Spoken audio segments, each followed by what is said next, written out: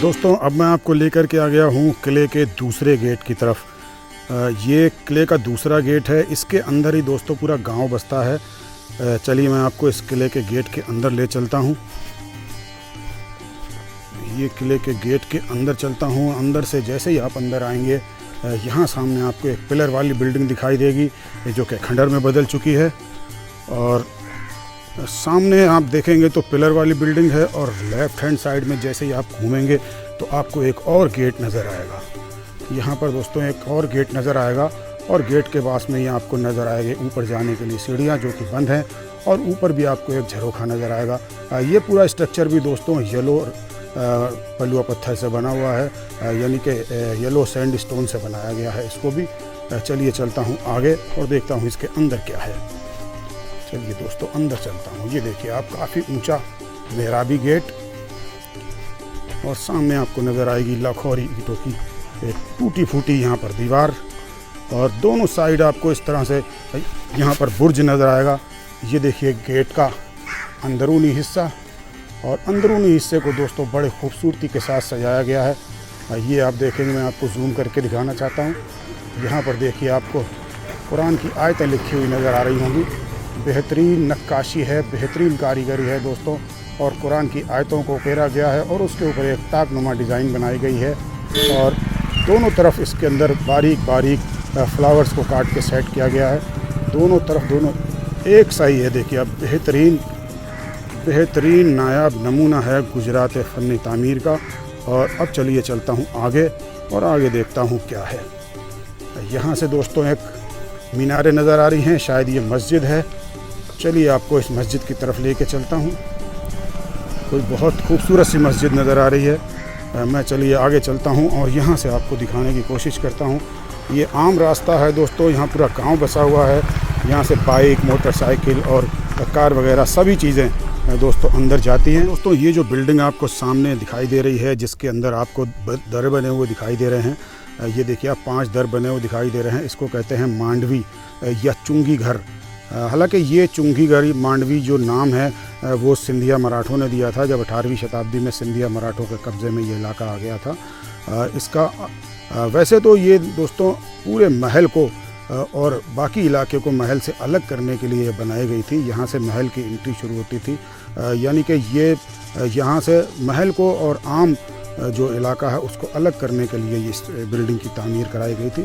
चलिए मैं आपको पास से चल के दिखाता हूँ। ये मांडवी या चुंगी घर, इसके अंदर आपको दर दिखाई देंगे बने हुए और दर वाली डिज़ाइन पूरी तरह से आपको नज़र आएगी यहाँ पर। ये देखिए आप दोस्तों, इसको कहते हैं मांडवी या चुंगी घर। यहाँ पर राजस्व वसूली हुआ करती थी। चुंगी का जो है यहाँ पर कलेक्शन हुआ करता था दोस्तों। ये उस वक्त मराठाओं ने जो है इसको अपने कब्ज़े में लेकर के चुंगी घर बना दिया था और यहाँ पर दोस्तों चुंगी की वसूली हुआ करती थी। हालांकि ये भी 15वीं शताब्दी में बनाई हुई बिल्डिंग है। महमूद बेगड़ा के ज़माने की बनाई हुई बिल्डिंग है। उसी ज़माने में इस बिल्डिंग को बनाया गया था। ये देखिए आप इसको अंदर आपके यहाँ पर आपको तमाम दर और तमाम पिलर नज़र आएंगे, तमाम सतून नज़र आएंगे और अभी भी दोस्तों बिल्डिंग काफ़ी मजबूत है। ये देखिए दोस्तों ये बिल्डिंग का। दोस्तों अब मैं आपको लेके आ गया हूँ। यहाँ पर एक छोटी सी बिल्डिंग है, इसका नाम है 3 कोठरी। ये आपको दिखाई दे रहे होंगे। यहाँ पर 3 दर हैं और तीनों दरों के पास में मोटी मोटी हैवी स्टोन की जालियाँ हैं। इसको कहते हैं 3 कोठरी। ये अनाज का ज़ख़ीरा करने के लिए बनाई गई थी। चलिए चलता हूँ, मैं आपको आगे दिखाता हूँ। ये भी 15वीं शताब्दी में बनाई हुई बिल्डिंग है। ये अनाज का ज़ख़ीरा करने के लिए बनाई गई थी बिल्डिंग। और इसके राइट हैंड साइड में ये एक बिल्डिंग आपको दिखाई देगी जो कि लाखोरी ईंटों से बनाई गई है, जो कि एक खंडर में तब्दील हो चुकी है। मैं इसको पहले अंदर से दिखा देता हूँ आपको और फिर उसके बाद लेके चलूँगा आपको 3 कोठरी में। ये देखिए दोस्तों, ये भी काफ़ी पुरानी इमारत है और यहाँ पर देखेंगे आप तो ये मोटी मोटी लाखोरी ईंटों से बनाई हुई है। गुजरात में पता नहीं इसको क्या कहते हैं। ये देखिए दोस्तों, ये चारों तरफ से खंडर हो चुकी बिल्डिंग, ये चारों तरफ से खंडर हो चुकी है। अब मैं आपको लेके चल रहा हूँ 3 कोठरी की तरफ। जो सामने आपको देखना है, जो सामने आपको दिखाई है वो है 3 कोठरी। चलिए इसके पास लेके चलता हूँ और इसके अंदर भी आपको कोठरी के सामने ही यहाँ पर आपको ये इस तरह से नज़र आएंगे बड़े बड़े यहाँ पर ज़मीन के अंदर पे यहाँ पर स्टोरेज बनाई गई है। ये देखिए ये भी ज़मीन के अंदर ज़ख़ीरा करने के लिए ये स्टोरेज बनाई गई थी।